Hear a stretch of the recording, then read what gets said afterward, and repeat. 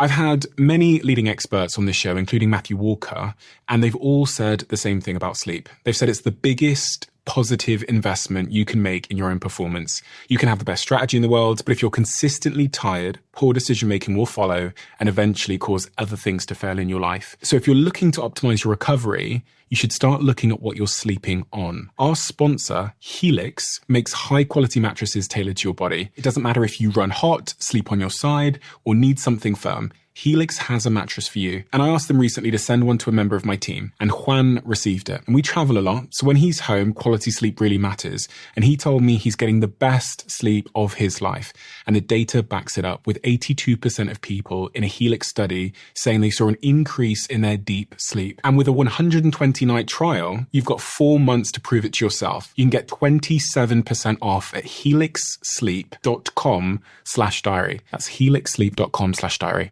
I was failing. That was the point for me where I was like, I need to do things differently. Hardest thing I've ever done. It's James Smith, Street Talking Personal Trainer. He's helping you get confidence. Some see James's curse-filled rants as confrontational. Oh, James could be an narcissist. James, good to see you again. Self-esteem and confidence is decaying. When you're at that place of feeling that you don't have enough confidence, it's actually a crossroads. It's a left and a right, action and inaction. Whatever you're not changing, you're choosing. Dating is such a big topic because people either don't have the confidence required to meet someone, or they might not have the confidence to leave someone. We're allowed to be ignorant of these things and we're allowed to be wrong, but it doesn't mean we shouldn't endeavour to get the best possible outcome. What are you not confident about? I constantly have these battles in my head. Why did I create this fuss? Why did I have sweat patches from such a simple interaction of being uncomfortable? I have the same insecurities, the same fears, feelings of inadequacies. Sometimes my biggest fear is losing is not the same as being defeated. You have to be audacious. You have to put your head above the parapet. I'm sure I'm going to be absolutely slammed for saying this. So without further ado, I'm Stephen Bartlett, and this is the Diary of a CEO. I hope nobody's listening, but if you are, then please keep this to yourself.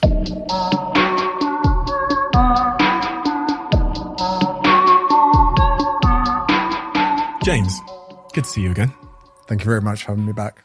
It's I've got to say, we don't have many guests back, but our conversation was so inspiring and surprising to me.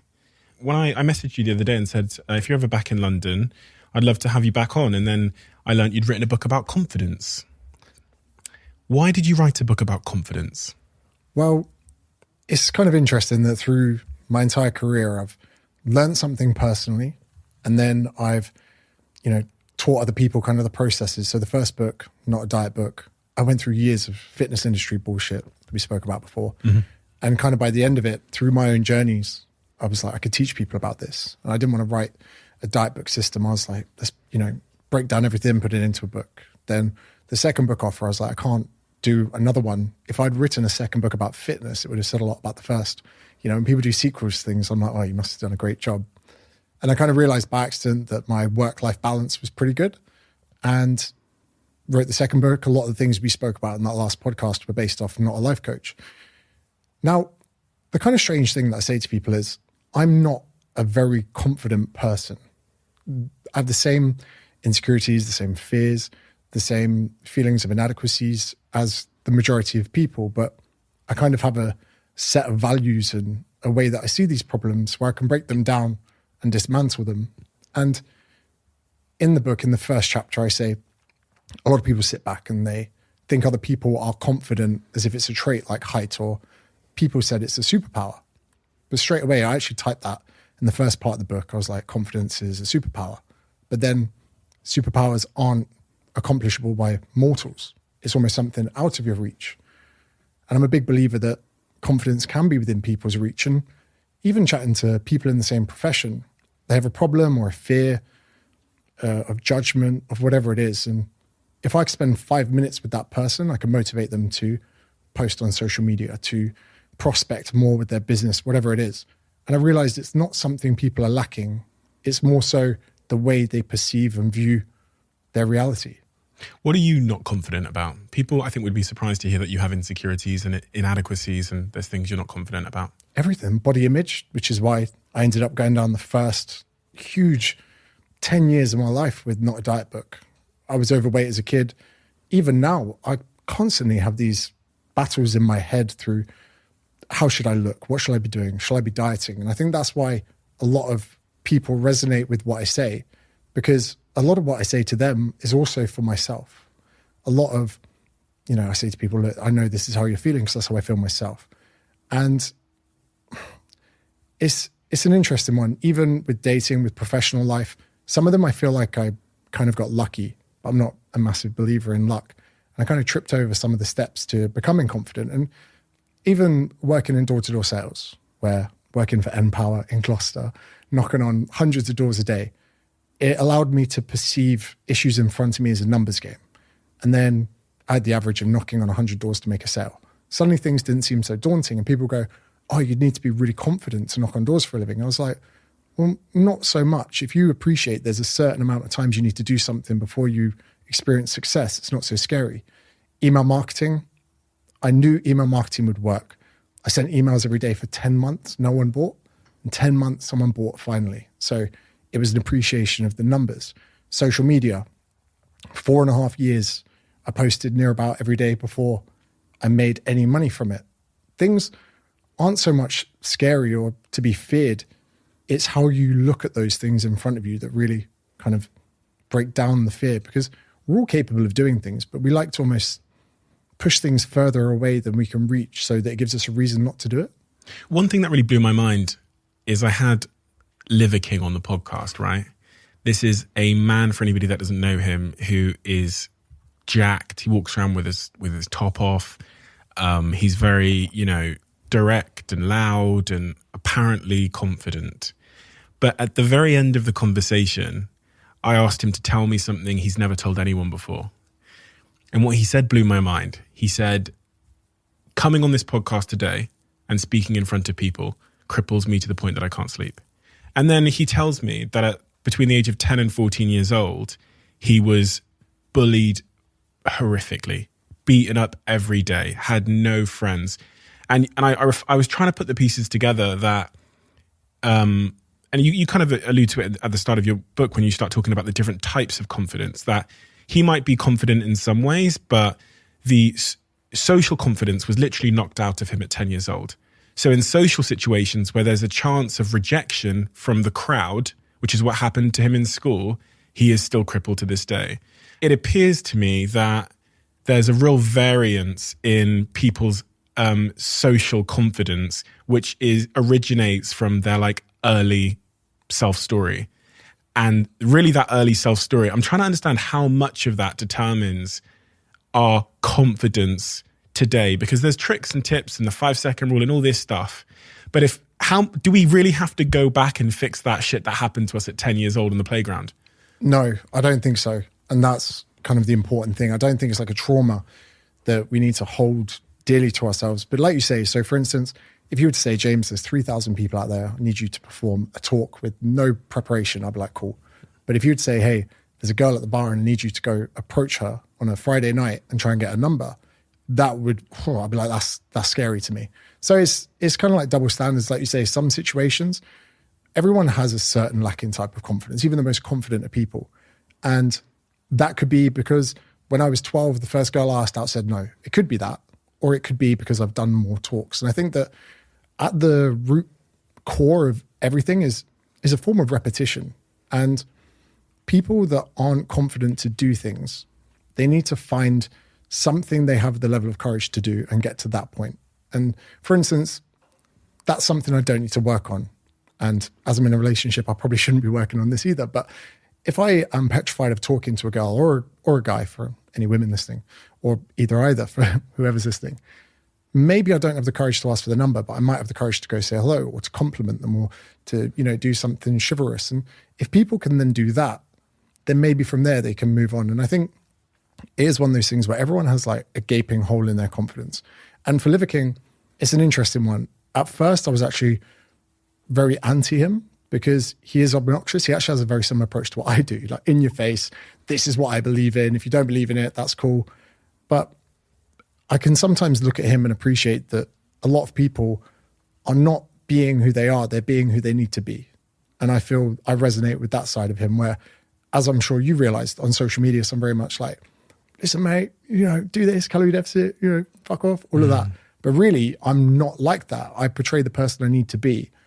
It's one of those things where a lot of the time people need to appreciate that maybe everyone around them is fearful of everything like you, but they're more focused about being who they need to be, not worrying about who they are. In the start of this book, in chapter 1, you investigate this idea of pain points as it relates to confidence. What do you mean by pain points? So we could look at this in the form of sales as well. So I cannot sell to someone unless I understand their pain points. And I use an analogy that probably is the one I've had most experience with people in the gym. They come, they sit down. Hi, James, I want to get fitter. I want to lose a bit of weight. I want to tone up. And I'm like, that's not really what you want. That's not a pain point. That is a knee-jerk reaction to what you think I want to hear. And when you delve a bit deeper, they go, oh, my husband stopped fucking me. Every time I stand up in a meeting, I've got to pull my top down over the layers of flab that I have. I don't feel confident in areas of my life that I should because I'm so crippled by the confidence I have with my physique. I'm not taken seriously. The pain points are deep. And people need to draw on those because the day that you're getting out of bed and you feel like shit and you're tired and you want to give up, I want to be toned isn't going to do it. The fact that your real pain point is that you're lonely and you're getting older and you're worrying about the fact you might not find a compatible companion ever, that is a strong enough pain point for you to change. Being more toned isn't. So interestingly, for some, I know people that are in that exact same situation. And I've debated for many a year whether if someone's, the situation you described there, I'm getting older, I'm lonely, I'm scared I'll be alone forever. I know people in that exact same situation that are exhibiting the fear of the consequences of a lifelong loneliness, but they still don't do anything about it. Is there such thing as like wanting to want to be someone? I'm not sure to answer your question, but one of the things I would say to that person is and I'm only using this as an example. I think dating is an analogy I love to use. I actually use it when I talk about business talks.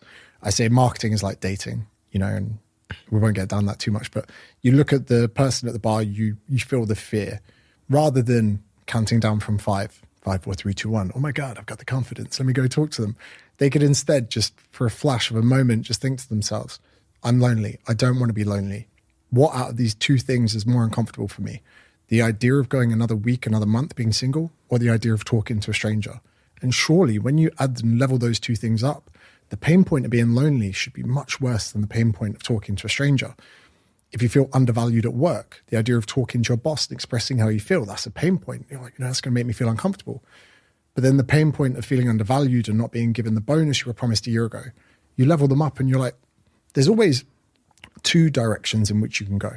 And you've tweeted and mentioned this before. You say saying nothing is still saying something. Doing nothing is still doing something. And they also say, whatever you're not changing, you're choosing. And these are really important because that person, and again, same analogy, whatever it is, when you're at that place of feeling that you don't have enough confidence, it's actually a crossroads. It's a left and a right. It's a dichotomy of action and inaction. And if you are controlled by fear and you don't muster the courage to do what you need to do, especially by using the pain points to motivate yourself, you are choosing inaction. By doing nothing, that is a choice. And people just seem to think that, not starting the passion project, not posting or expressing something on social media, they seem to think if they do nothing that it's a void in our reality, but it's not. It's still a choice of inaction.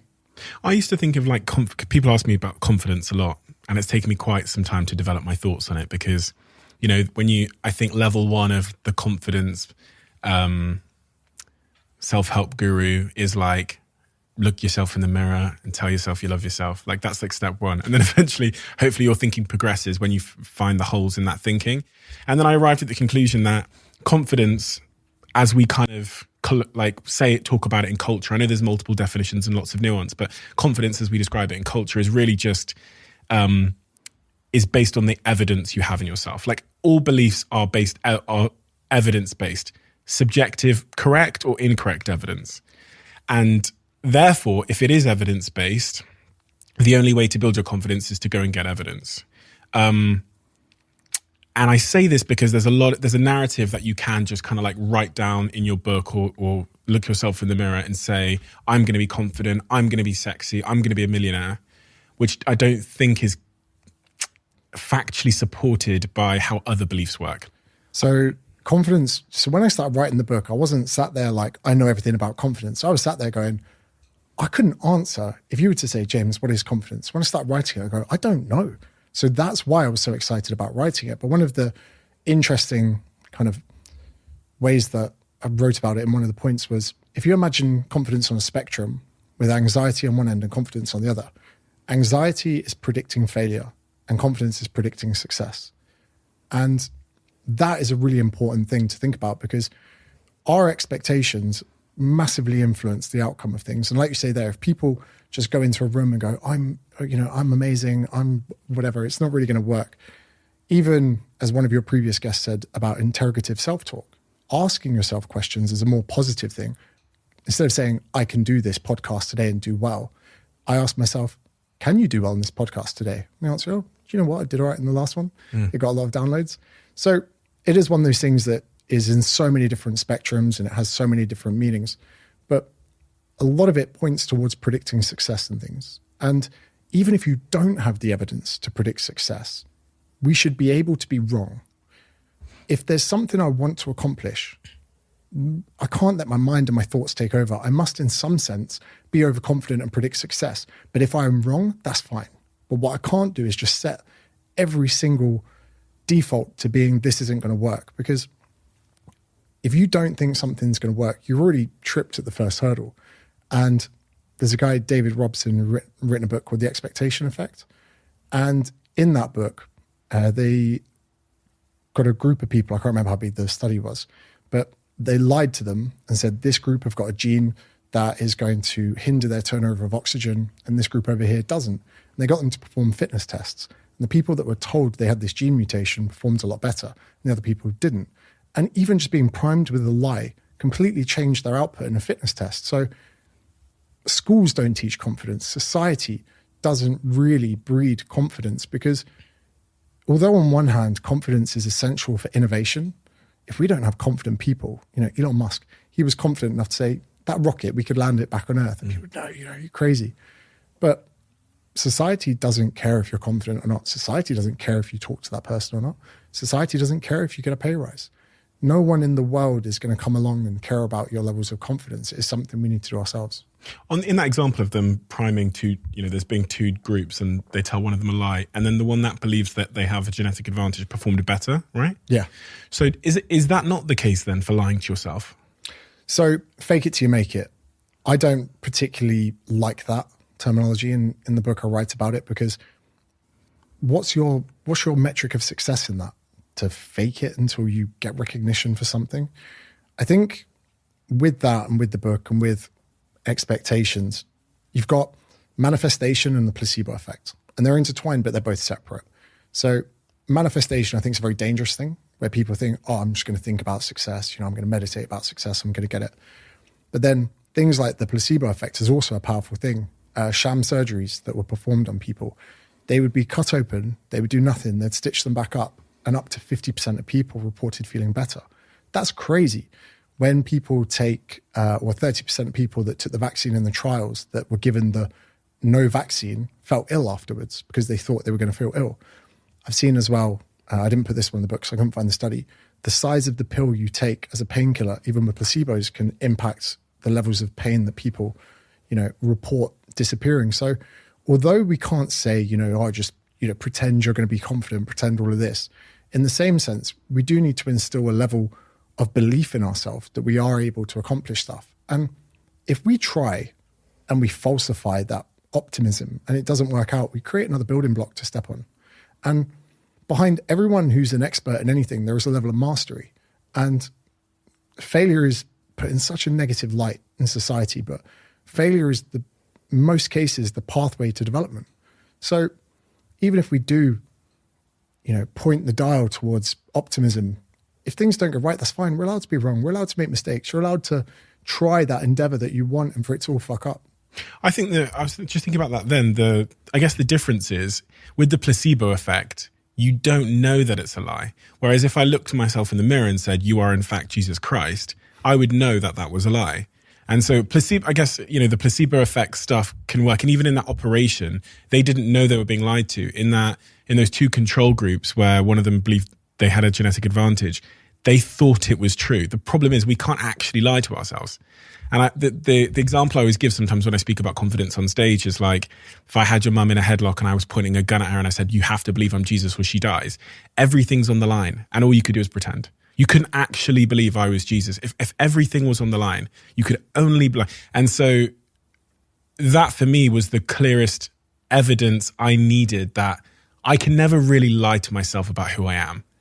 It doesn't have to be a lie, as it could be even just a change in narrative. So I remember so many times throughout my life, just before I was about to go on a date with a stranger, which I found incredibly daunting.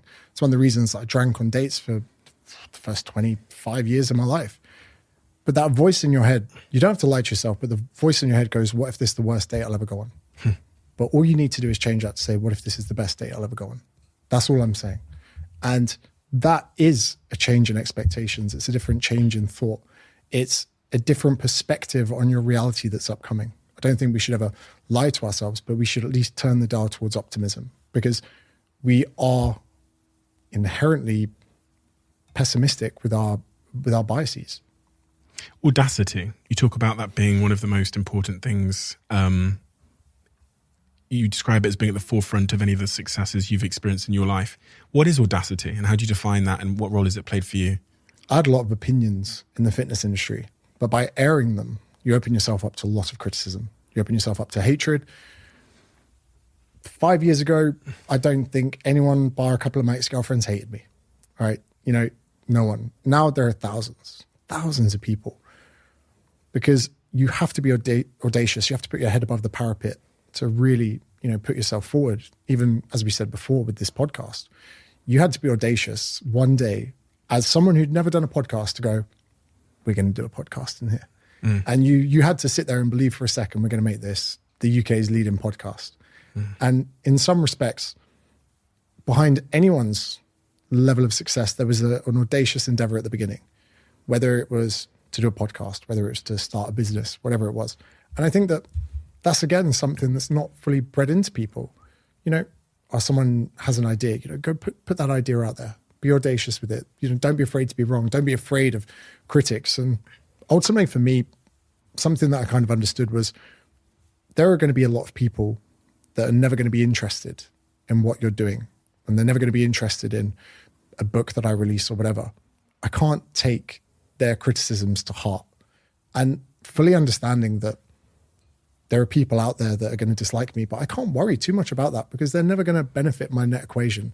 They're never going to come to a talk or buy a book or anything like that. So audaciousness is like an essential element for progress in this, but you need to be armed with understanding that you're going to be haters, that there are going to be people that are going to not like what you say or what you do. And there's quite literally no one out there that doesn't get criticized for something. So audaciousness does have that dark side to it.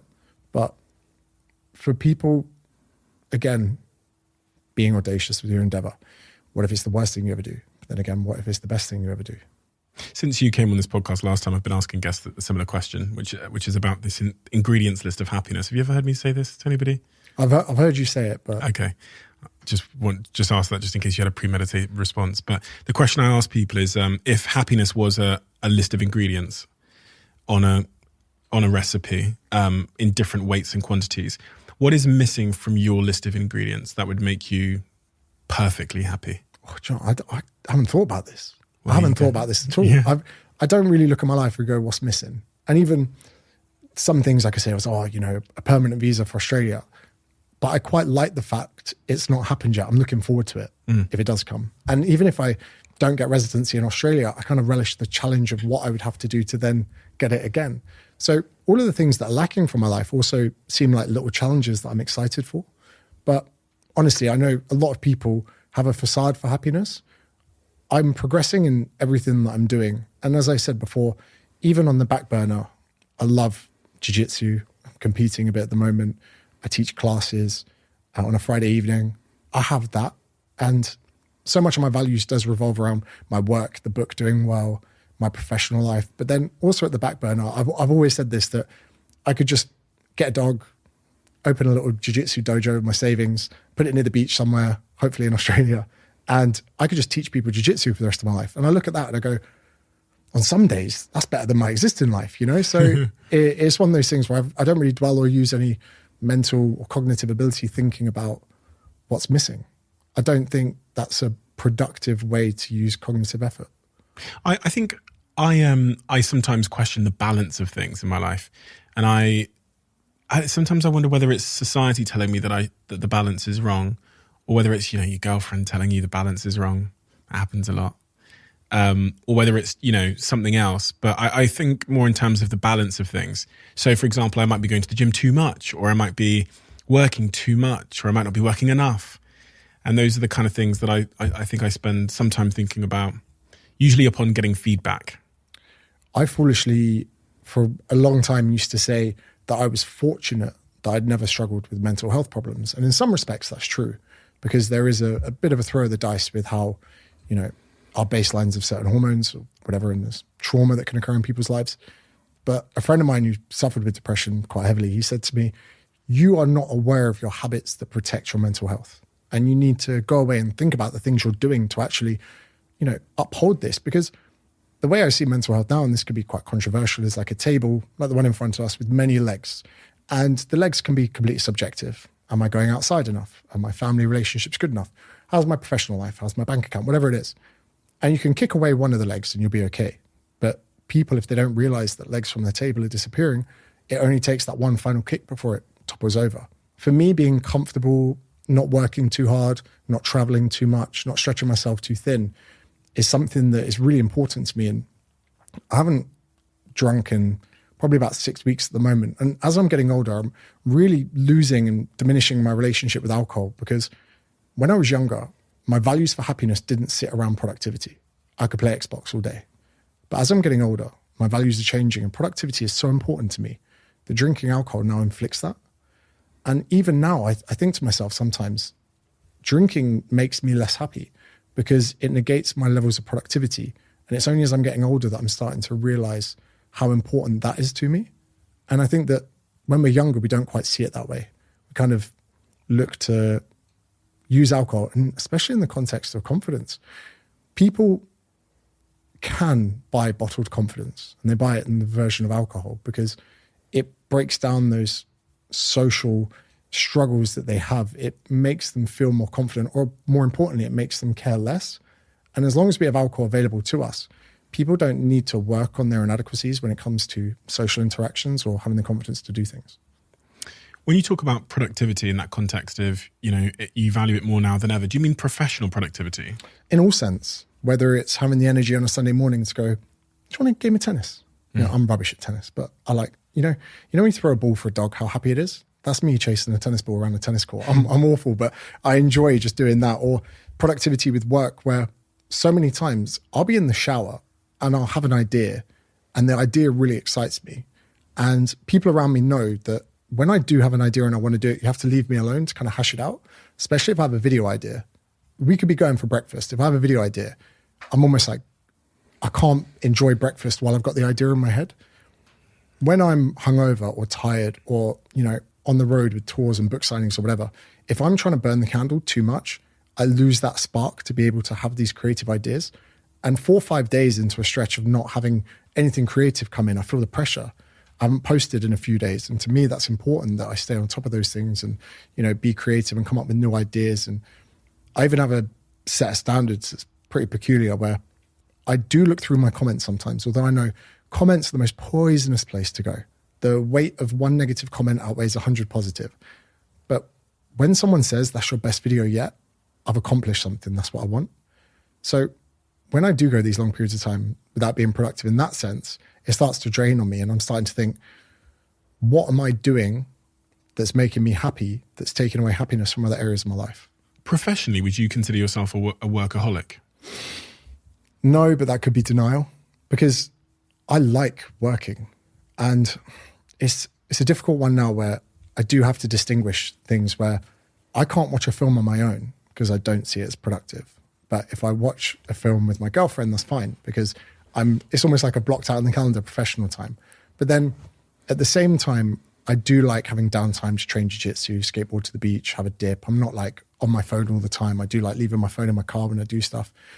But I couldn't think of anything worse than retirement. This is why I kind of feel everyone is not brainwashed, because I can't expect everyone to have the same values as me. But when everyone's like, oh, you know, buy a house, pay off the mortgage, in 50 years you can retire with that. And I'm sure that's great for some people. My dad loves being retired. But me, that's my idea of hell. To wake up with nothing to do or no problems to solve. I think people underestimate that human beings for thousands of years have been problem solvers with much worse problems than what we have today. And the idea of just stopping that at a point in time just drives me crazy. But then I'm not sure if I'm just potentially wired differently to other people. And you talked about your girlfriend that you've been in a relationship for how long now? Over a year. So, I've always been very skeptical of talking about relationships on podcasts, because by the time they go out, I'm no longer in a relationship. So, it's one of those things. But yeah, I'm incredibly happy. And I think that there has to come a point where I actually did a magic mushroom trip probably 2 years ago. And about 8 of us, we sat by the beach. We just thought shit out. And what was crazy was if we went and got trolleyed on alcohol and, you know, were absolute... caused chaos, that's legal. But for 8 of us to take some magic mushrooms and sit and think about life and share what we're experiencing with people, that was illegal. And I had time to reflect on, I do see different areas of my life like races, and I like to be in competition with people that don't even know I'm in competition with them. For years, I'd have a list of social media competitors that I'd never spoken to, and I'd work tirelessly to beat them. Joe Wicks?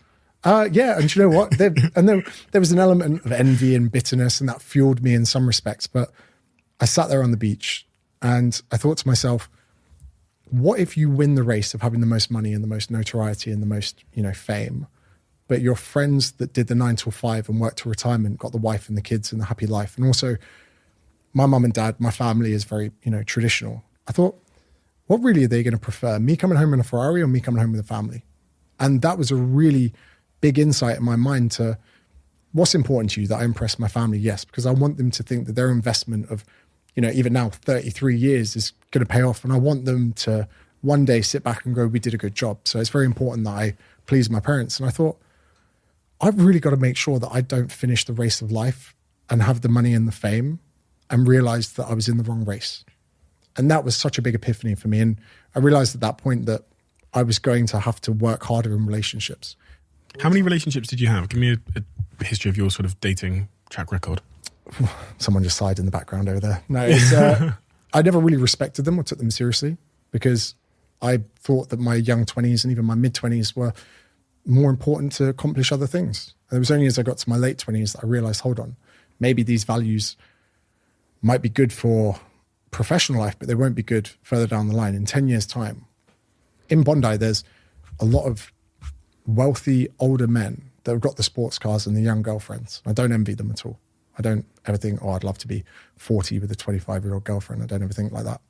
But I think it's just been one of those things where Carol Dweck, in her book Mindset, talks about having a fixed mindset and an open mindset. And I appreciate that for so many things. You could come in today with so many problems in the business, and my mindset is, let's do this, we'll do this, we'll turn this up, we'll do better on this, we'll be fine. But with relationships, I was very fixed, where if something went wrong, I was like, this is your fault and we should stop this right away. And you can appreciate in some people's lives when things get tough, they either take the option of developing and becoming better, or they blame other people and discontinue. And I was fixed. And I only kind of realized that when I was older. And the negatives in your 20s of fucking a relationship aren't that severe. If anything, I was like, cool, I get to work more. You know, I have more time to myself. How long was your longest relationship? Probably about a year. Okay, so the current relationship is up there with your longest ever. Don't tell her that, but extra pressure on it. But yeah, it is. And I think that especially there's some crazy things going on in society where there are more women over 30 without children than under 30. And I think that that's a statistic that Chris Williamson brought up on Jordan Peterson when they had a chat. And I was like, we're all not appreciating family life like the generation before us. And I don't think it's important that we take their values as our own. But I think it's very easy, like a kind of rip in the sea, to get taken out without realizing that there's so much in our lives that we can prioritize that aren't the most important things. And my friends that got married and had kids and families very early, there are some that feed the confirmation bias, or don't get married, mate, or, you know, but the majority of them are very happy. And just before we started talking, I was going to mention like I think it's called the inner citadel, where if you can imagine that someone, for whatever reason... Is this in response to the question I asked about monogamy? Yeah. Okay, so before we started recording, I asked James if he believed in monogamy. So imagine you've got someone who injures his leg and they have to chop his leg off. I might butcher this when I'm saying it. He then might end up being angry at people that have two legs and make up his own reason. Actually, do you know what? Two legs is wasteless. You know, you don't need that. You only need one leg.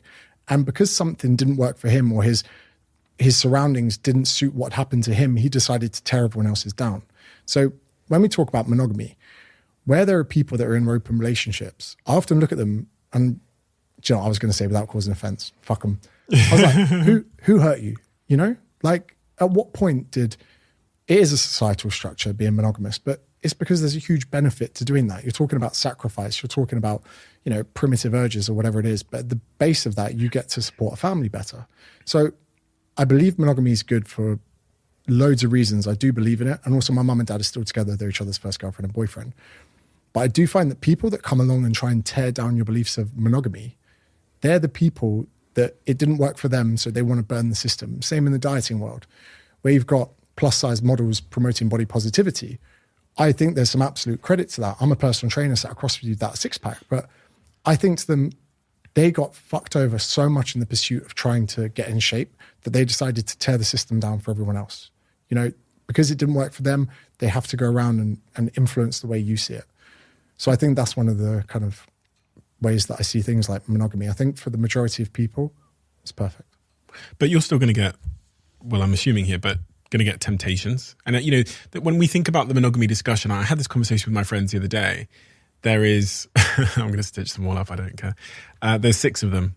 And it's split down the middle, whether they believe in monogamy or polygamy, or whether they believe, I wouldn't say polygamy is necessarily that some of their beliefs. It's more like, is one partner for life the right thing? Is marriage the right thing? Or do you have like a child with somebody maybe, and then the future you're probably going to end up with somebody else?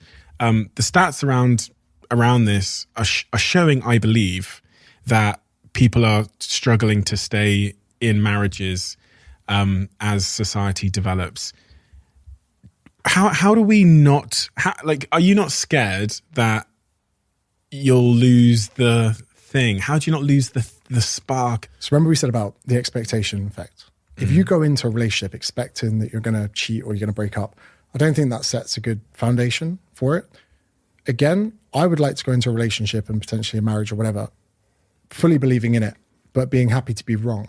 And if I get divorced later on in life, as long as I tried my hardest and I committed, I can take that. I can take that as a loss or whatever it is. But somehow in this debate, we've lost the ability to try your hardest at something. And you know what? If 10, 15 years down the line, you do lose it, be amicable about it. Don't destroy someone's life and make them feel like a piece of shit because you cheated on them or whatever. Instead, just call a spade and be like, look, we might not be the same people we were when we met. I think people should try their best and try and build a stable home to bring up a child, because that's what I've been exposed to. And if it doesn't work, it doesn't work. I also don't think that people should force the marriage at the point that it's broken, because I think that 2 people under a house that resent each other trying to bring up a family, they'd probably be better off just having parents in 2 different households and get more gifts for Christmas or whatever it is. But do you think cheating is a lack of discipline? In some respect, and do you know what? The majority of it, yes, because we do get urges. And I think, you know, we're monkeys in suits, right? We are chimps at the end of the day. We are organized apes. We have come from a lineage of fucking each other up for so long. Like, you go back 100 years, 1,000 years, the wars that we've had, all humans have ever done is get territorial on bits of land and kill each other, right? Savages. You know, you watch Braveheart, you're like, wow, imagine being a soldier back then. Or you watch 300 and you're like, wow, these guys were spearing each other then going for lunch. So, you know, we are forcing our DNA and who we are into this kind of preset mold of, you know, do you take you to be a lawful? Of course, there's going to be a lot of people that don't suit that. I think at the moment as well, there's so many options. There's so much availability, so many secret places to slide DM. LinkedIn private message or your Soho House app that could be used like Tinder, whatever it is. I had no idea you could do that on Soho House app. Neither did I. But, yeah, bullshit. so like there's so many different places and avenues people can go. Back in the day, if you wanted to take someone for a date when you've got a wife, you could be seen out. You could be seen, talking to that person. I think the repercussions of being a shithouse are probably a lot less severe now. And I think that the way society is going, it is worrying. It is definitely worrying that there are so many options. And what was that website? Was it Ashley Madison? It was a dating site for married people. All right. So if you wanted to be like, look, we need to be hidden away at a bar, and it had millions of users. So straight away, I think it was brought down by that hacking group, Anonymous or whatever. I could have got that wrong. But so there are so many people. It could also be other things like a lack of confidence in your partner. It could be a lack of confidence in your relationship. It could be all these things. But in my mind, I think better that you go for something that feels right. If you're someone that sits here and goes, I do not want to get married, I'm not saying, it's going to fit everyone. But I think if you're someone that, importantly, there are sacrifices. And when I look to get married, it's not just about the relationship I have with that person. It's about creating a stable platform to bring up children. But again, we're almost bred in society like we can never be wrong. Ignorance is not a bad thing. We are all ignorant to so much. The majority of people couldn't tell you anything really substantial about history. We don't know that much about so many things. I don't know what the motorways are called in the north, all of these things. So we're allowed to be ignorant with these things and we're allowed to be wrong. But it doesn't mean we shouldn't endeavor to get the best possible outcome. I remember my girlfriend said to me one day, and when your girlfriend says something, you kind of rubbish it at the time, you deny it, and then later you're thinking about it. It's one of those things. She said to me, she was like, do you actually want to be in a relationship, or are you doing it because you know it's the right thing to do? That's a very important question. and it's funny because a lot of what you were saying was related to, you should, it's the right thing to do, etc. But deep in your core, and you talked a little bit about the fact that we're all monkeys, and what would the monkey want to do? Do you actually want to be, if you could have an alternative option, would you choose the alternative option where you have the upsides of the relationship and also the upsides of being single? Is that what you believe most people would choose? I could be getting this wrong as well, but there's something called the hot-cold empathy gap. I think that's what it's called, where when we're angry, it's very hard to imagine being calm. When we're hot, it's very hard to imagine being cold. When you're in one state of consciousness, the opposing state feels very hard to reconcile. So when you're single and you're fucking strangers and you're feeling very numb afterwards and thinking, why the fuck did I do that? Post-nut clarity, as a lot of people call it. You're thinking, God, what I do for a relationship, what I would do to fuck someone and want them to stay, But then when you're in a relationship, you get the opposite. When you're in a relationship, you're thinking, oh, it could be nice to sleep with a stranger or whatever it is. I think that we're always, they say grass is greener. It is very, cliche, but we're always looking at that opposing sense of feelings, how we're feeling now, and almost curious about it. But I think there are dangers of, say you do want to open your relationship, you're opening the door to catastrophic things should they happen. And I think that there is definitely like a hard wiring side of things where, if you want that sense of freedom on your side, cool, but they're going to probably need that sense of freedom on theirs. And it might seem like a good idea now whilst you're in the position of only slept with one person for 5 years. But then when you experience the polar opposite realization and reality, what if you realize you made a grave error? You can't undo seeing or knowing or experiencing that. So again, I'm not, they're like, oh, this guy's been in a relationship a year, he's giving us all advice. No, I get it. I think I've arrived at the same conclusion. I read The Game, that pickup artist book, and then I read his sequel to it, where he realizes that like much of what the way he'd chosen to live was wrong. He becomes the best pickup artist in the world. He then tries polygamy, realizes polygamy is actually not the right approach and doesn't lead to happiness, and then decides on monogamy. And generally, when I think about all the things that are worth it in my life, they come at a sacrifice. There's something else I have to choose instead. If I want a six-pack, can't choose waffles every day. If I want waffles, I don't get the six-pack. And so the six-pack itself is in fact just a story. It's a story of sacrifice, of discipline. It's a story about who you are. And that's why it's perceived to be valuable. I think for me, a relationship is valuable because it's a story of commitment and all the other things you said no to say yes to this. That's part of what actually gives it its intrinsic value. So, and the six-pack is valuable because it's hard to obtain. That's why we give it value. And the story around is the same. Yeah. They're hard to obtain. They're difficult. It requires work. Like a six-pack. Exactly. And you got the temptations, whether it's a chocolate cake or a single person, or maybe not even single. But you need to really have like a clear set idea on what you want. And again, to lean on your values. And it's interesting you say about the book, The Game. You realize in the first, the call to action wasn't so much a system, but a belief in a system. And there is every chance that the systems I've put in that book might not actually hold any weight. But if someone believes they will, they could end up working a bit like The Game. You tell someone this is how it works, they have full faith in it.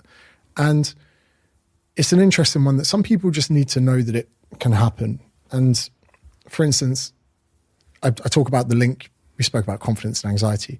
Confidence and inspiration also sit on a parallel with each other, because to get inspired by someone, what we really do is getting confidence from seeing it happen. So you think about someone like Joe Rogan, started off with being audacious. He then inspired us by allowing us to feel more confident about the chance that that could happen. And there are two trails that people go with this. And this was really interesting when I wrote about it. People see your success, this success of the podcast. They go two ways. One, they're bitter and they fucking want to hate you for it. Or two, they're inspired. And you, without knowing it, are projecting confidence into the lives of hundreds of thousands because you're showing them it can be done. I think it was Nelson Mandela that said, no one believes it's possible until it's done. And a good friend of mine, Lucy Lord, she bought me a little card that had it on it and gave it to me, and I stuck it on my window when I first got to Sydney. And it's so important that people do try their hardest in endeavors like relationships, because without knowing it, there are going to be friends, even your group of 6 people in that group, that you're inspiring them without even knowing it. And inspiration doesn't mean you have to be the best relationship in the world, but you're showing people it works. So I think that the buck doesn't just stop at sacrifice. It also, my parents would have inspired me. My dad said the key to a happy marriage is accepting you're wrong even when you're right. You talk a lot about dating in the book at different times. Chapter 6, you talk about dating apps again and your relationship with dating apps and how you've had kind of like an on-off relationship with dating apps. When I was thinking about writing my next book, one of the topics I was going to write about was modern dating, because it appears to me that there's a generation that have kind of been caught in the technological transition almost. So, see what I mean? It's a very big topic. And when I was writing the book, I was thinking, fuck, this isn't a dating book, mate. There's going to be a lot of married people reading this. And I say to them 2 things. I go, 1, there might be something in there that doesn't change your life, but it could fucking change someone else's, right? And even if you don't have many friends, you could instill that in your kids or whatever it is. And dating is such a big topic because it is actually an incredibly big pain point, because people either don't have the confidence required to meet someone, or they might not have the confidence to leave someone. And when I spoke about the sunk cost fallacy, people remaining invested in something purely based off their previous endeavor, whether it's time, energy, resources, there are so many people out there that if you ask them why they're with their partner, they give you the amount of time they've already invested. Oh, I've been with him 4 years. Yeah, I don't want to throw it away. So you're already giving people confidence to leave a relationship. And if you think you've got professional life, home life, and health as 3 things, a lot of advice we need to give people is around dating. And it's been maybe 3 years since I've touched alcohol on a date, because I realized how much alcohol skews the dating scene as well. And even my girlfriend won't mind me saying this, but it got to the point where I would drink to kill nerves before a date. And you might meet someone and straight away look at them and go, oh, this isn't going to work. But then 3 drinks in, you go, oh, kind of all right. And then before you know it, you've shagged a stranger on a weeknight, you're hungover at work, and you put yourself off dating again because you know that when you first met them, you didn't want that. And the next day you did. And you're painting dating in a negative light. And even how I met my girlfriend now, I would say to people, let's meet and do something, whether it's going for a swim in the sea, going for a walk, have you got a dog, do you want to get a coffee? And I actually like the idea of moving with someone. The 2 places I find the most organic conversations are driving and walking. Driving, when you're not sat facing each other and it's not quite so interview-esque, people really open up. And they're also in a place that's very relaxing for them. And when you go for a walk and there's movement involved, I feel it feels less interview-esque. If you say to me, like, let's remove dating out of the context, I want you to sit with a stranger and drink alcohol with them with a small chance they'll be compatible. I'm like, no. Imagine, that's ludicrous. I don't want to do that. But when you break it down again, like the fear and insecurities, whatever, okay, if a date is too much, what about getting an ice cream at the beach? Okay, that's something I can do. And as long as you're not trying to lose weight, doing a swim on a Monday, an ice cream on a Tuesday, a coffee on a Wednesday, people will think you're a bit promiscuous, but you know what I mean? Then you can get more dates in. And again, we're going back into my marketing analogy. Surely seeing 5 people in a week for 20, 30 minutes each is going to be better for your general building of prospects than it would be getting smashed on a Thursday night and shagging a stranger you're never going to talk to again. So even the way people perceive dating can be hugely changed. And you talk about dating apps. There's one in London. It's called Thursday. Yeah, I know. Yeah. Where was that when I needed it? Because there's so much small talk on social media where, oh yeah, what are you doing this weekend? I like that idea, but it's giving us one of many walls we can hide behind, because dating is difficult and it removes, sorry, I've got a boyfriend, fake numbers, which I must have given my number wrong. People are hiding behind that, and confidence isn't like an award. It's not like a trophy that I give you to go on your wall. Well done, see about it, you're confident. It's more like fitness, where if you stop training it, you will lose it, and you will lose it a lot quicker than you probably would expect. So people don't realize that with so many things, they're paying into this, bit like fitness, bit like going to the gym or going for a run. And when you put up this massive stop, like I'm going to use dating apps, although some people do find love and meet their forever person on there, without realizing it, they are reducing their ability to train that area of them. A bit like when you maybe don't do work for a week, you go back and sit in front of your laptop, you're like, fuck, how does this work again? So there is a negative, definitely, that goes along with the positive, like Newton's laws, where you've got all this convenience on one side, you're definitely breeding weakness on the other. What is it that when you know that someone isn't going to fulfill what they say they want to do, what are the cues of that? Like, I was just thinking, because I'm thinking about a particular friend who continually says they want to go to the gym and they continually say they want to change their life. But there's just no, there's been no change in like 10 years. And as a friend, I'm getting like exhausted by, sometimes I'm like, I talk about it a lot on the podcast when I have psychologists and stuff on. I'm like, am I overstepping my mark for even wanting to help them? It's a difficult one. I'm the same, where I've actually found myself turning into an arsehole. Yeah, I don't want to be an arsehole. With my friends, because I feel like maybe there's that point I'll get to where finally will click. And then I realize I'm actually ruining the relationship a little bit. Amen. I'm like, are my friends now resenting me because I'm trying to help them? And yeah, I had a bit of not a falling out actually. We're having a chat with a friend and he said to me, oh, it's all right for you. And we were living together at the time. And I said, well, I didn't live with someone who had a fucking million followers when I was starting my business. And, and I said that to him. And I said, when I was starting out as a PT, I didn't have any friends that I could lean on to do stuff. And I said, look, I'll do anything you want for you to start this business. I'm here for you. You can have my Instagram for a week and promote your business, whatever it is. But then you say, yeah, the talk and the actions don't always add up. And then you get to a point where you're like, do I want what's best for them or do I preserve the relationship? In that situation, what do you think the blocker is? Belief. Belief, yeah. I think they want it, but they don't really think they can do it. Confidence, is that the similar Yeah, thing? And they portray confidence in some areas of their life tremendously. But I think the main thing is belief. I think they want to believe they can do it, but they don't truly believe it. And unfortunately, action must come first. And you must actually prove to yourself that it can be done.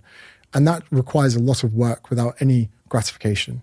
People don't realize that you say about everyone knowing how to lose weight on the outside, it's almost like a macro cycle, but really the micro cycle are the tiny habits in between. So someone can go, I need to eat less and move more. But like you said, that's nuanced. Really, we dive that down. We go, okay, let's go no food till 1 p.m. Let's go, 2 big meals, maybe 1 snack, whatever. And then we go, okay, 10,000 steps a day. Although that does attribute to the macro of the big thing that's happening, we still must give them the small steps, whether it's with a business where you say like, their big macro strategy is to post more on social media, but the micro is 1 post every day, answering someone's questions, doing this, doing that. I think that if people's first stepping stone to where they think they need to go is too big, they'll never take the step. And what I do as a coach in many facets of my life is to make that first stepping stone so small, they have no other option to take it. Super interesting, because what you said there, at the start of that was about how in essence, people want evidence in order to start, but the truth is, when you start, you get the evidence. And I see that a lot in people, people coming up to me saying, I've got this business idea. They'll come up to me in the gym all the time and say, I've got this business idea. And then you'll hear the next thing they'll say is all the excuses that they've put in front of them starting. And I really mean that. Like, it literally is like, I've got this great idea. I think it's going to change the world. But, and then they explain all the things they're imperfect about timing or funding, or I just need to wait for this or whatever. And And really underpinning all of that is a lack of belief. And like, you're right. Like when I started, I'm sure when you started, I didn't have evidence. I didn't have sufficient evidence that I knew what I was doing, but I gained the evidence, which resulted in belief from stumbling forward in a very messy way. For some reason, a lot of people need the evidence first. And we have this as well with imposter syndrome. And some people rebuke imposter syndrome, but we need to realize that every single person is going to feel like an imposter. You get someone macho going, no, not me, but we will. And I like to point out to people that you will at some point be an imposter objectively. Even being a parent for the first time, you have no previous experience bringing a child into the world. So at the beginning, you need to pretty much lie to yourself and go, I'm a good parent. And then after 3 months and your young baby or child hasn't got any bruises on his head, you're like, well, I've got evidence. I'm a good child. You know, he didn't fall over and hit his head on a table or whatever. And the same in any endeavor. Your first podcast you did on Diary of a CEO, you would have had to say, I'm a good podcaster with no evidence that you are. But then 100 episodes in, you go, oh, fuck, I'm actually all right. You are very good, by the way, as a podcast host. I think I just acted like one. But then again, you're being the person you need to be. Yeah. And that's a massive part of confidence as well. The first thing that people need to have a real clear vision on is who they need to be. And that was the first thing that projected me from not being an inherently confident person. Should have seen the sweat patches I had from the last episode, you know. And I'm not trying to masquerade that fact. I'm not trying to hide it up or be, you know, dishonest with people. Instead, I have so many internal conversations with myself about who I need to be today, because we do need to become a persona in certain situations, like being a father for the first time, like doing your first business sales pitch, like starting your first podcast or your first day as CEO. When you get promoted in a business, you might go from director to managing director. There is an element of you having to be an imposter, but you have to take it upon yourself with beliefs that you can do it, because you can't get the evidence that you're good at it before you start. If I spoke to your girlfriend and I asked her, I said, what does James need to work on? What would she say? Ooh. Oh, yeah, nice. Patience. Interesting. I have a very active mind, and I'm actually in the process of trying to arrange getting an ADHD test as an adult, because people I know that have been diagnosed in their older life say it's really benefited them understanding how their mind works. And sometimes I get so excited over doing things that will please me, I have blinkers on to other people, whether other people want to relax right now or other people, you know, don't want to be in the room while I'm filming content or whatever it is. And I feel that sometimes I need to be more patient and go, okay, here's the idea, write it down and do it tomorrow. That's one of the things that it's only after I've done it where I think I had no consideration for anyone else then, because I created a pain point in my head that I wanted to action that. And I always break down our personalities, and this could be a really weird way to think of it, like a tribe. You know, whether you've got lefties and, you know, people on the right, whether you've got aggressive people or calm people, we're all part of an ecosystem that we need the audacious people that, you know, are going to be impatient and do things. We need the critical thinkers and people that are more logistic with that. But if you look at the 16 personalities, none of those personalities are confident. Confident isn't a personality trait. You've got debater, entrepreneur, all of these things. So people need to appreciate that even though as an ecosystem, we all need to be vastly different. Confidence doesn't sit as a personality trait. It's almost like a set of values that each and every person can have, because some things that we have are predetermined, like height. And yes, height can be influenced by the amount of nutrition you get growing up or whatever. But ultimately, it doesn't matter if you're introvert, extrovert, whether you're patient, impatient. Everyone, really, confidence is your almost set of beliefs you have surrounding something based on previous experiences. I could get you the most least confident person ever. I'm a shy, timid, sat here. I go, what are you like at driving? 93% of people say they're above average at driving, which doesn't make sense as a statistic. Human beings are massively capable of being overconfidence machines. Most exoneration cases are from faulty eyewitnesses. So whenever anyone's exonerated, I think maybe 70% of the reasons why are from faulty eyewitnesses. If I said, was that guy wearing a red top? You go, yeah, definitely was. So we do have the ability to be overconfident. We're just not utilizing it in all the areas of our lives that we should. That kind of brings me back to that point about evidence when you said the thing about driving, because if I've never crashed a car, I think I've got evidence of being good at driving, but then in other facets of my life, I might not have that evidence. Yeah, I think I'm really trying to understand that point about evidence. Is confidence just a a result of the evidence we do, or subjective evidence, whether correct or incorrect, that we've gained in different areas. Like I could be, if I'd crashed my car every day, I could be really confident on stage and on podcasts and in dates and whatever, if I've had loads of positive reinforcement in terms of evidence there, but really unconfident in cars. So in part of the book, I come up with my own kind of theory with this. And I say that we must take into account that the history of someone will have an influence on how they perceive the world, but that doesn't mean it's fixed. So you might have, asked some people on a date and never got a successful way face to face, but that doesn't mean you're doomed forever. You might go, my ability to talk to someone to get the number, it's just not that good. Or how many people have you asked the number? 3. It's not something fixed that we can never develop. On the other side of things, where people will be overconfident in certain scenarios, it's also the availability bias turns into this as well, where we make decisions based on the information that's available to us. So I had a fun deep dive with this where people have a fear of flying. Much more people have a fear of flying than they do a fear of driving. But driving that same distance, as far as fatality, is much more dangerous. Your chances of dying driving are tremendously higher. Shark attacks, again, in Australia, everyone goes, do you go in the sea? It's really dangerous. I go, mate, you're like so many times more likely to drown than you are to get bitten by a shark. But no one's getting in the water being afraid of drowning. And that is the biggest cause of death, I believe, on Bondi Beach, where I live. So much of what we perceive the outside world to be is really created and curated by what's available to us. And our friendship circles are massively, influenceable in that as well. Even you having 3 out of 6 of your friends that don't believe in monogamy, that's going to influence your availability bias of what you think is capable in a relationship. There's so much more to the topic of confidence than just your history. It's also your current and who you're with. I guess even that friendship circle, or those, that is a form of evidence as well. Like if my friends are telling me that I am a useless scumbag, whether they're saying it directly or just with a facial expression, that is adding somewhat to my self-story, which is this formation of evidence I have about myself. And that could lead me to be pessimistic in my endeavors or optimistic. Are you saying are you advising people to chop these people out of their circles? The term I use is picking your passengers, where if I said, you got to drive 8 hours tomorrow, that's one thing. But if I say I'm putting someone in the car with you, that's something completely different altogether. And for 8 hours, you would be so meticulous on who you go with. I'm sure that if it was someone you didn't really get on with, you'd be like, can we not just get him a driver and drive him up? Your space in your car is so, private to you and important to you. And again, even when you are traveling around or whatever it is, having people with you that are going to drain you of energy becomes almost like a cost. And by going on your own or with someone better picked, you're going to be able to improve your productivity, your sense of the way you see things. So we do need to appreciate that people we surround ourselves with are either going to be a headwind or a wind in our sails.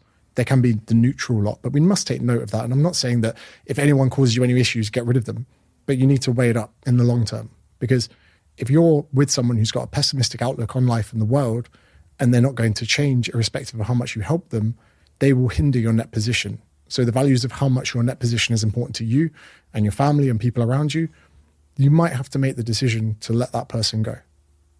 In the book, you reference Jordan Peterson. You talk about this utility of deprivation concept, a phrase I've never heard before.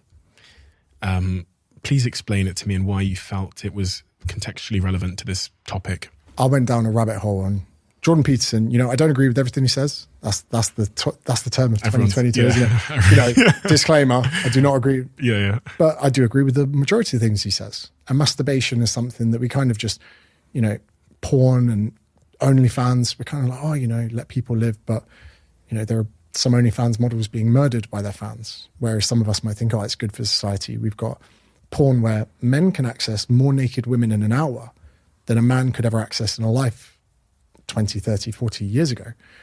That, again, Newton's laws of opposites, every action, opposite reaction, that's going to be doing things to people. And if I'm in a bar and I'm like, I really want to talk to that person, again, I'm using a data analogy, it could be anything. If I go home and masturbate to some really hot people in porn, I'm going to be like, no, I'm just going to have another beer with my mates, So having that utility of deprivation, and if you abstain from, and I'm not saying I'm not anti-porn or no fap or whatever they call it, I'm just saying to people to consider the implications. If you're someone who's lonely and you're single, could abstaining from masturbation improve your net position? Fucking probably. Because you're going to be in a position where you can't just get the gas out the release valve every now and then that suits your purpose. Because even some people are getting desensitized to sexual intimacy because of the amount of time they're spending watching porn. That's not good for anyone. Imagine you get to 40 and the idea of actually fucking someone doesn't seem as good as the idea of watching porn. And this is something, especially with young people, the reality of having sex when you're 16 and what you've watched on porn is vastly different. So we cannot say that this is just a net benefit or a net positive thing for people. So the utility of deprivation is to appreciate that sacrificing some things in your life has a positive effect. To stop drinking, for instance, will have a net positive on other areas of your life. To stop eating junk food, or at least reduce the amount, or reduce your adiposity, the amount of body fat you have. There is a utility to depriving yourself. Although porn is great, fast food is great, and all of these things, although that's great, there is a utility and a benefit to depriving yourself of them. Have you deprived yourself of masturbation? Masturbation in general. I'm in a healthy relationship, so I haven't really got the time to do it as I did before. The urges are there sometimes, don't get me wrong, because it's also a form of escapism. You know, people might fantasize about sleeping with other people, and I think that if any... You haven't got the time to do it, that's bullshit. No, but like, yeah, that is bullshit. You're right. I'm kind of trying to fill the gap there with like some kind of defense. You could probably do it now and I wouldn't notice. No, you said not to make the table make a noise. Yeah. So it's one of those things where, you know, I'm not saying make it illegal, get rid of porn. I'm not saying that. I'm saying that we need to take note of the conveniences in our life. And I completely get that. I'm just asking from a personal perspective. It's a thing that I've been thinking a lot about because I'm in a relationship as well. And I do believe that my intimate relationship with my partner will not be as good if I masturbate all the time. My desire won't be there. So if I masturbated at 9 p.m. and then I got in bed with my partner at 10 p.m., I'm going to want to sleep. You know what I mean? And especially if you've somehow misinterpreted where you're at in the day, and then an arm comes round and goes, "Hey babe," and you're like, "Fuck." Yeah. So there'll be a lot of female listeners that can't appreciate to the full extent what it's like to be a man once you've ejaculated. And they call it post-nut clarity and all these things. I'm sure I'm going to be absolutely slammed for saying this, but it is a change in psychology, like instantly. There's no other way that you can experience it. Again, the hot cold empathy gap. When you're horny, you can't imagine not having a sex drive, and when you've not got a sex drive, you can't imagine being horny. But you know, it's one of those things where we just need to take it into consideration. And for someone, if I was to sit opposite someone today and go, "Could your life be better if you stopped drinking as much?" If they say, "Yeah," you should probably fucking not drink as much. Could your life be better and your dating life be better if you stop wanking to porn? Yeah, well, maybe stop wanking to porn, or at least do it less. I think my entire life would be better if I stopped wanking to porn. I do. Because I think I'd have a better relationship. I genuinely do. I think you would look forward to the intimacy way more if you knew the only way that you were going to get it was with your part. I mean, there's me saying masturbation is intimacy. But you would look forward to it a lot more. If you weren't getting releasing the valve in your hotel room while you're in London promoting your book. What, did you have cameras? No. But you're right. It is one of those things where it's a complex topic, and I'm not coming at it from a position of expertise. When you said that, I thought, I've never heard it put so succinctly that there is a benefit to abstaining from things that you like. And Liver King, exact same philosophy. He goes, "We don't eat the liver because we like the taste. We eat it because it's good for us." And he's like, "No one likes training, but we do it." Do I sound like him? It's like he's in the room again. Yeah. But yeah, so it's one of those things where we must appreciate some things, you know, pure net benefit aren't going to benefit us in the long term. Now, if you're in a relationship and you're masturbating, I would say that maybe isn't as severe as being single and masturbating, because being in a relationship and say you masturbate here and there, or you have a long shower and enjoy yourself, that's one thing. But if you're single and doing it, you're preventing yourself from going down the path of doing something you need to do, which is to, you know, be more proactive in meeting a suitable life partner. And again, someone could say, "I'm brainwashed," or "This guy's monogamy brainwashed," or whatever. At least if you're in a relationship, you're not hindering your potential quite to the extent of inaction on this side. What is your goal? Like, do you have a goal in terms of your life? When you think about what you're trying to achieve right now, from being here, from what you've done over the last month, what is it you're trying to do? I got to Shoreditch this morning about 6:45. Couldn't get a coffee. So I'm walking down the road to try and find something. And I ended up going down the road, and a lady just said, "Thank you." And I said, "What for?" And she goes, "You've changed my life." And I was like, "Thank you." And I was talking to her, and she started crying. And I get very awkward. I get awkward when someone gets me like a birthday present. When people are like, "Oh, get the cake out." I'm like, "For fuck's sake."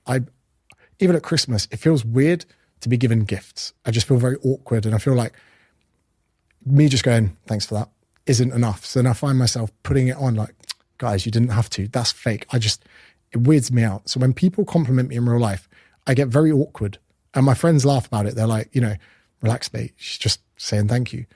And then she started crying, and I was like, what have I done? And to me, this is still a very, very strange thing that a stranger would cry seeing me when I've never met them, spoken to them on the phone, or messaged them.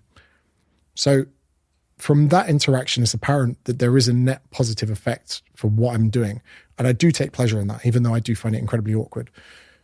So for me, that small interaction there kind of pays into this pot that this little crusade I'm on of trying to eradicate bullshit. And I'm definitely roughing up some people on one side, but on the other side, I'm making people's lives better. I think, fuck, that makes me feel good. And that's a selfish endeavor.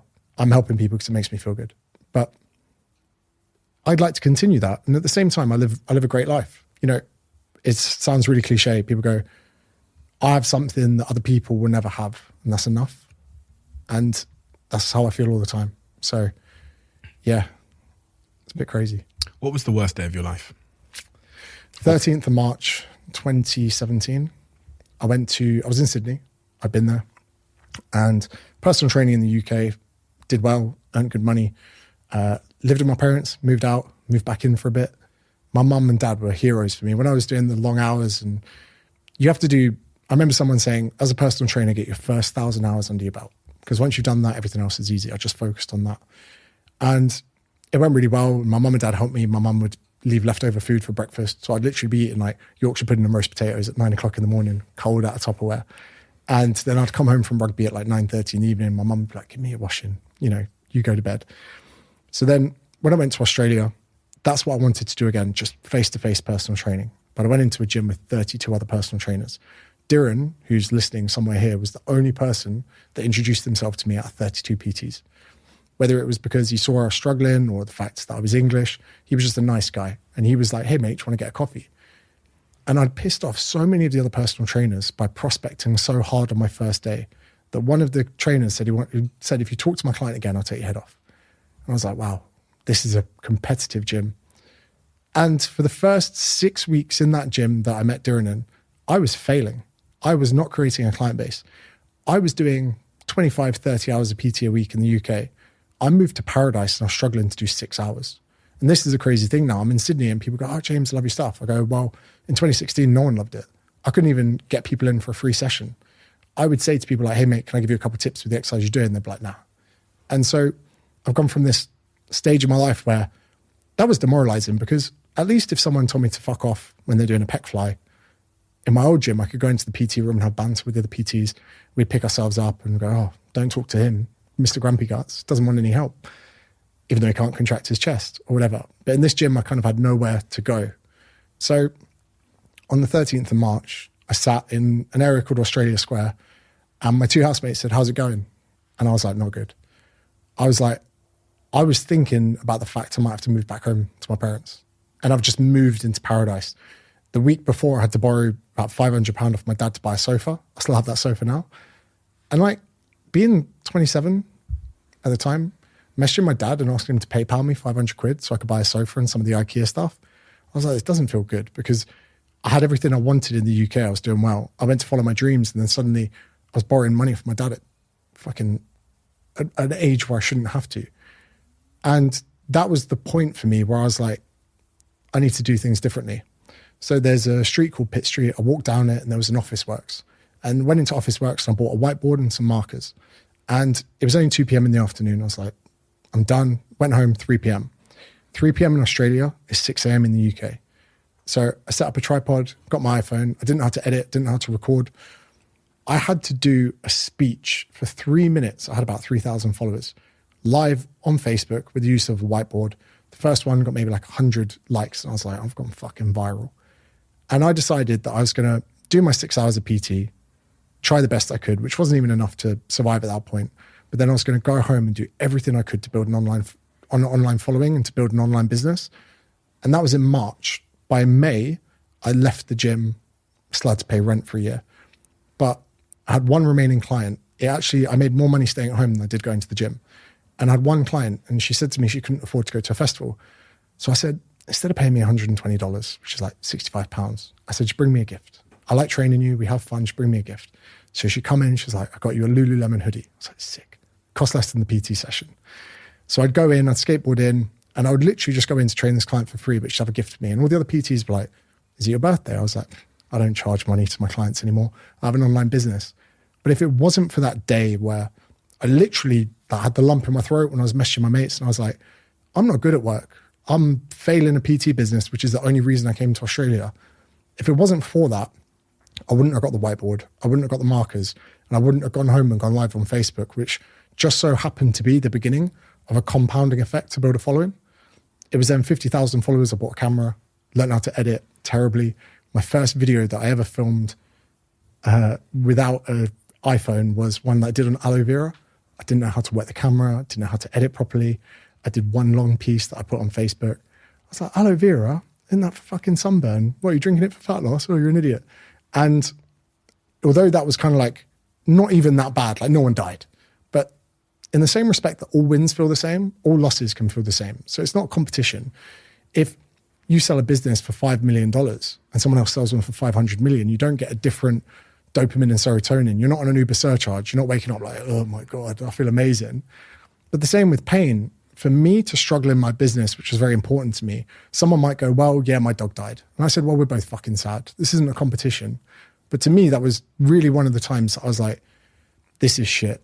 But I'm so grateful to the version of myself back then that took action from that.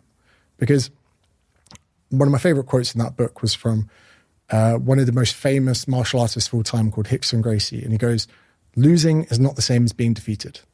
And that was massive. He said it on my podcast where he goes, you can lose, but if you turn up and you go again, you've not been defeated. So if someone competes in jiu-jitsu and they lose a match, that's cool. But if you lose and you never compete again, as far as I'm concerned, you were defeated that day. So for me, social strategy, whatever it is, if people can appreciate, whether it's asking for a number, asking for a pay rise, starting a business, losing is one thing, being defeated is something completely different. It's one of the quotes you said in chapter 3 in the book is the key to confidence is being happy to lose. I thought that was it's a really simple way of saying a lot. People seem to correlate confidence with success, but that's completely wrong. Confidence is much more of a relationship to failure. And I stumbled across that by accident with the door knocking. I was completely fine. Someone told me to fuck off knocking on their door to sell Empower. I was like, cool, 1 in 100 is a sell. That's one of the 99. So, it becomes that point on the PT, even on the floor, trying to help the guy with his pec flies, him telling me to fuck off. I was so fine with that because I knew I'd have to talk to a finite amount of people to get a sale. So when people can be truly happy with losing, not being happy with being defeated, very different, then you build a sense of confidence. And if we all imagine our friend that's got the most confidence in the world, they're just beaming with it all the time, if something doesn't go right for them and they fail, how much does it affect them? Often not a lot, because they're not caught up with failing. They're caught up with what or how many times they would have to fail to accomplish success. But if I've got a self-story based on, this goes back to one of the points I raised earlier, based on the fact that when I was 8 years old, I did public speaking on stage, and it went so badly that when I got off stage, all the kids on the playground abused me. One of them threw an apple at my head. The girl that I was dating with my little playground relationship dumped me. When I grow up, my self-story around the consequence of public speaking, failure, will be trauma-centric. And so for those individuals, presumably confidence is much harder to attain confidence is evidence, you've got a pretty big mountain of evidence to overcome with positive evidence in order to change your belief. And that's why I'm trying to understand the role of trauma in confidence and belief. So what I would say to this is, if we can try and develop a sense of gratitude towards these inadequacies, because those inadequacies, even from 8 years old public speaking, show you the path to progression. Without understanding and really dialing down to where you're inadequate, you can't have a path. And so many people that are kind of lost in life, they're like, oh, I don't know what I should be doing in my life. Cool. Well, can you identify something that you're insecure about and can you work on it? Well, yeah, I'm insecure about how I look naked. Can you work on it? Yeah, then fucking work on it. Because, again, I think it was Simon Sinek who sat opposite you and he goes, passion comes as a byproduct, not reason to start something. It's a reason you remain invested in something. And people need to appreciate that passion may not exist in their life right now. And it might not exist for another 5 years. Because you might do another career for 2 years and you fucking hate it, and then you do another for 3 and you love it. 3 years in, you feel passionate about it. So if you're 5 years away from truly feeling passionate about your work, what can you do today? You can work on your inadequacies, whatever it is. And it doesn't have to be this huge mountain of, I'm going to ask a supermodel on a date. It doesn't have to be that. You don't have to double your salary asking for a pay rise. You just need to do something that you could do to develop your inadequacies. Would that be your tip? Because there's going to be people listening, and I can almost, sometimes when I'm recording this podcast, the way that I decide what question to ask the guest is I just go down the lens. I go through the lens into the person that I know is listening. And I know that there'll be a Suzanne walking her dog this morning who's got a confidence issue as it relates to just herself and her life generally. Maybe she might characterize it as low self-esteem. She struggles to take action against the things that she calls her ambitions.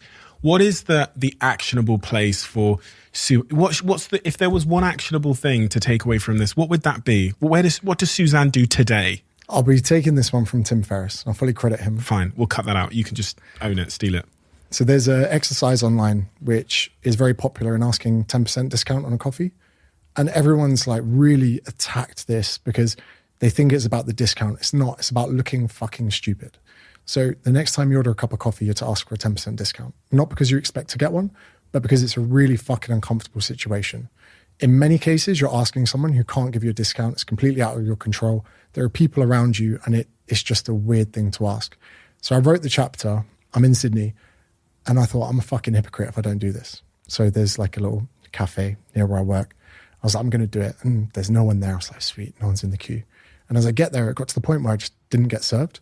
And then there's 2 people behind me. I was like, fuck, don't do it. And I was like, well, it's going to feel very difficult writing the next chapters of the book, feeling like a fraud. So I was like, can I get a 10% discount on my coffee, please? And she just looked at me like, what? And I was like, I'm such an entitled little prick right now. This is how I must seem. And she was like, what do you mean? And I was like, can I get a 10% discount? And at this point, I was like, this is the most uncomfortable I've been. I was like, I would rather go out 5,000 people in a crowd, nothing pre-organized. I'd rather do that than do this situation right now. And she turned around behind and they had like a stamp card where you get your 10th coffee free. And she was like, well, you buy 10, you can get 10% off.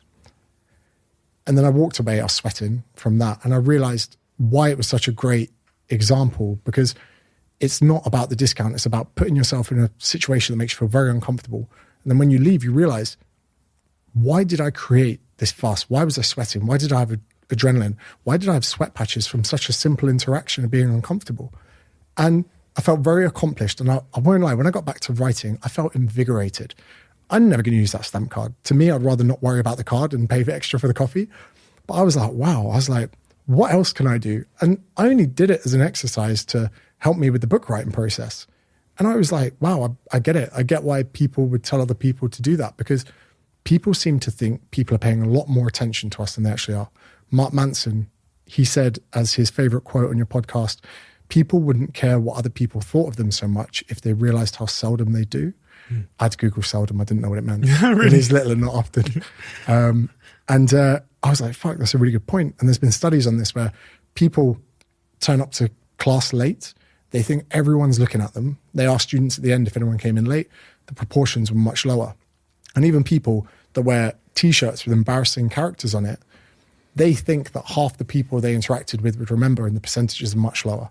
We seem to think that we're in the Truman Show and every single action we take that the world cares about us, but they don't. They don't even notice we're there half the time. The chances are the people I was petrified of behind me didn't even listen, or they were too busy. They're on their phone checking TikTok. The person behind probably just thought I was a weirdo and never remembered my face again. Maybe you inspired them. Maybe they're going to go do it again. So there are little things like that, or at least if you have something in front of you that is really petrifying you, is there some way you could break that down into an actionable step?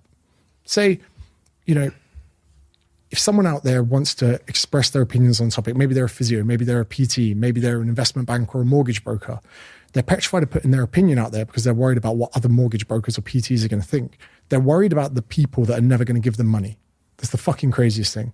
PTs are petrified about what PTs think. I go, how many fucking PTs sat in your consult? How many? Oh yeah, I'd like to hire you as my PT. Could they post something? Because something is better than nothing. They don't have to be controversial. Is there one step they can take? And if people can identify that one small step, if it's too big, break it down. And I just don't understand why people can't set themselves that mental exercise. I think the most amazing thing about the coffee example as well is the fact that you found a path to getting 10%. And it's funny because so many times I reflect on my own story, just asking a question was actually the catalyst. That was the inflection point in my life where everything changed. And people don't have the confidence to ask the question. And it sounds like such a trivial thing, like when I was just asking for 10% on coffee. But for me, that was so profound that she was like, what? But then if she turns around and actually opens the door to 10% off, you think about that in your life generally. You talk about it in the book about asking for a pay rise or asking for a promotion or asking for whatever. I think if you zoom out on your life and you are the type of person who develops the habit of asking, your life will have a completely different trajectory the further you zoom out. Because I can tell you that the pivotal moments in mine where I asked a simple question and it seemingly changed everything. Or, like you think about how things compounded over time. The compounding moments were these moments of asking for something, which most people would have... you talk about personality types in here. You say, the need to achieve or the need to avoid failure. I think a lot of that is kind of interlinked with what we're saying here, because I've always had I feel like the need to achieve has outweighed my need to avoid failure. So I'm much more likely to ask for shit from people, especially when I was starting out. Just email a guy, would you invest in my company? The weird thing, which I don't think I ever talk about, is the first email I sent became my first investor. And I bet your relationship with him saying no would have been fine. I had nothing to lose. I was shoplifting pizzas. It was like, I was stealing pizzas to feed myself. I emailed this guy and asked him for 10 grand and he said, yeah. It's crazy you say that. This point you had before about asking the question, I was visiting in Split. They have these, in Croatia, they have these like waterfalls and you go out in like minivans and you go and explore them. Usually we did yacht week. So after we were like dying a little bit, let's go to a waterfall, do something wholesome. There's a guy on a laptop at the back of the minivan. And I was like, what are you doing? And he was like, I have an accountancy business in Miami. I was like, okay, but what are you doing here? He's like, I'm working. I was like, what? You're working on a laptop from Miami right now? Nah. And I was like, being inquisitive. And he goes, can I recommend a book? And he recommended the book, 4 Hour Work Week. And I got home and I read through it. And there were some things that just didn't apply to me at all. But then the one sentence summarized exactly every single emotion I'd felt for the last year. And it said the opposite of happiness is boredom. And within 3 weeks, I flew to Australia one way. That was my inception moment. A book recommendation from a random guy in a minivan in Croatia sent me to do what is arguably, it is the best single decision I made in my life also. And I look back now and I'm like, whoa, the universe, the butterfly effect. If I had picked a different seat on the minivan, I don't know where I would be today. The opposite of happiness is boredom. So sometimes when people are experiencing almost like a bit of malaise or they're not experiencing happiness in its full emotion, they think that, and this is only one spectrum of it, they're not sure of the emotion they're experiencing. And for me, I realized, although I was successful in the UK in PTing, I was bored. I wondered what this weird emotion was, why I wasn't feeling the same motivation to go to work. I wasn't enjoying the same transactions. And I realized that my growth had shunted without realizing because I was comfortable. I was earning good money. I was, I was the highest paid PT in my gym. It was easy to just remain there. Were you lacking a sense of purpose? Probably, looking back now, but I was... Meaningful purpose, like you've got a purpose, going to the gym's a purpose, but like meaningful purpose where it really has a intrinsic, meaning to you. You think it's a worthwhile endeavor. The way I feel now, I didn't think was possible when I was younger. So when I was 27 and made this decision, I didn't know that I could have purpose in that respect. I was very happy just being a PT in the gym, but I never realized I'd always, up until this point I'd gone 26 out of 27 years, never earning enough money to really get by. I'd never really succeeded in business. At 27, this is the first time I've actually accomplished anything. All my jobs and relationships before I'd just been failed at. At 27 years old, I'd done nothing remarkable with my life whatsoever. Rugby career, average. Grades, average. Job performances, average. At 27, I was actually excelling in something for the first time in my life. So being bored was a very strange emotion I couldn't decipher. I was like, what is this feeling? Because I'd never succeeded at anything really, I didn't think it was possible to be successful and bored at the same time.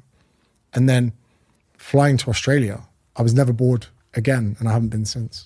I think a lot of people are successful and bored. You know what I mean? Successful in the context of someone else, of the social definition of success, right? You're not truly successful, I think, if you're bored, but you are in the eyes of maybe your parents that wanted you to be a doctor and now look at you smashing it as a doctor. But you're bored. Another tough thing to take into account was the fact I was servicing about 7 hours a day of PT, which is like 7 one-to-one meetings. And I mean, it's quite hard because at least when we do a podcast now, if it's 2 hours, we can go hard for these 2 hours because we know there are going to be millions of hours listened to. But for me, that 1 hour I spend with a client, it's just one person. Yeah. If we were to record this and only one person would listen to it, you'd be like, I'm not sure this is really cost efficient. So those 7 hours a day, although I had a purpose in those lives, it almost got to the point where I was like, I could be helping more. And that's why I enjoyed doing social media, although it didn't pay off for the first 4 years. And that's the purpose piece, though. It would be even more meaningful and worthwhile for you to do more.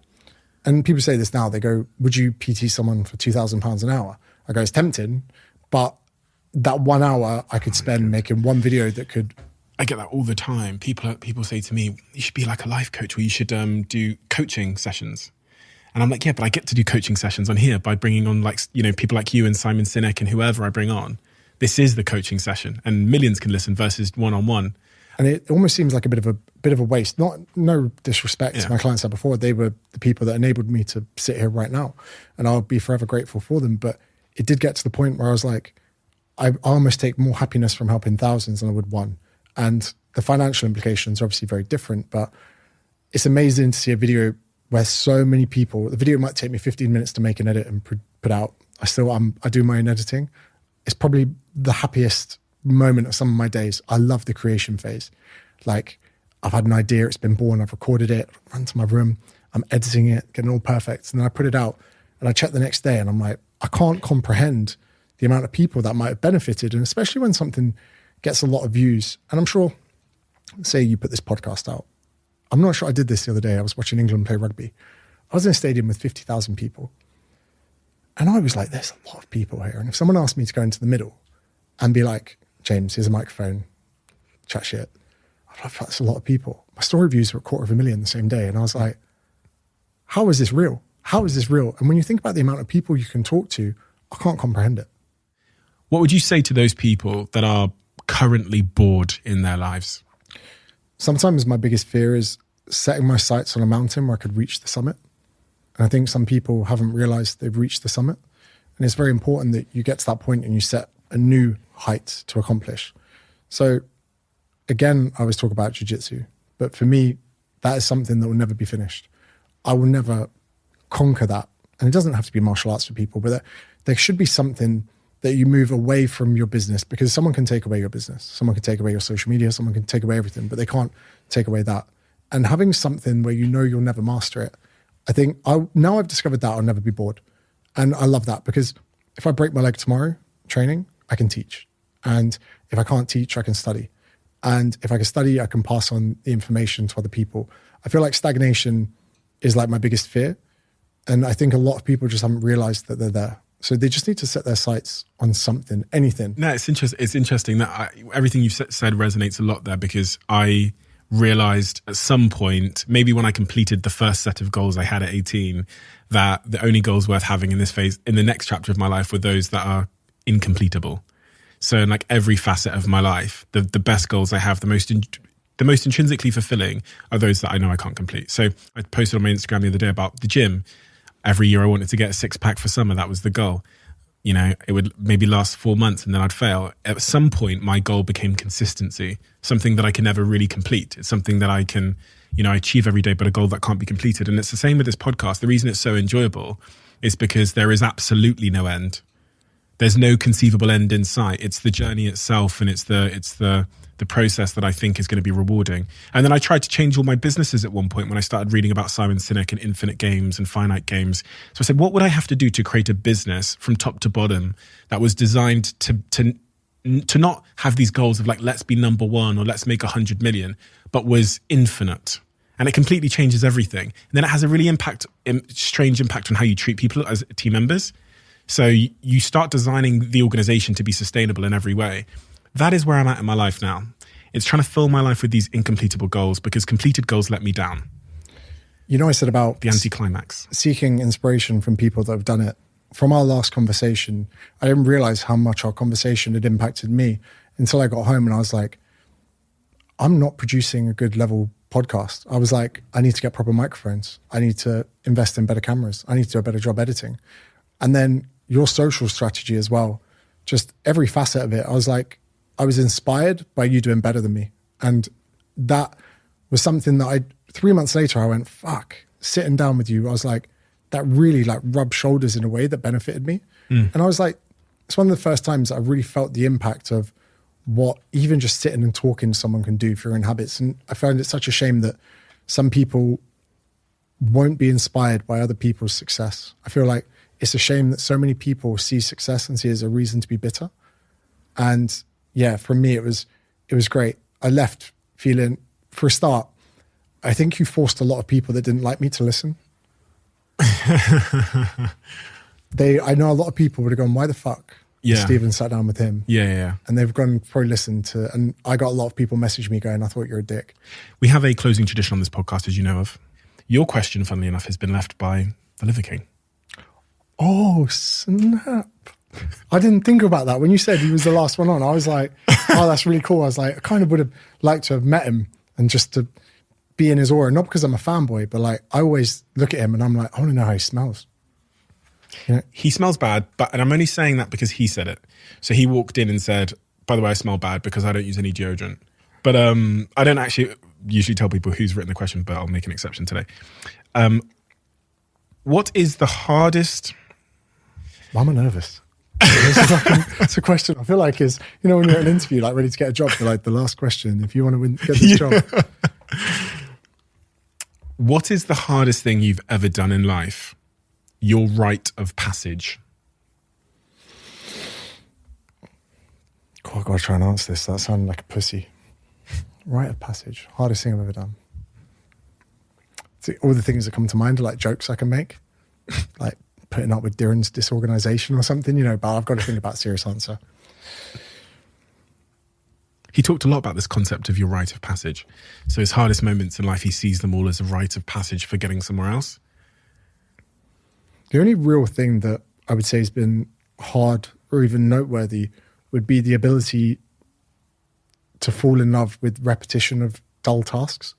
It sounds like a really weird thing to say. It's the only really painful thing I've ever done in my life, really, where there are things you need to do every day consistently for years without any form of, you know, instant gratification. And evidently not enough people have that ability.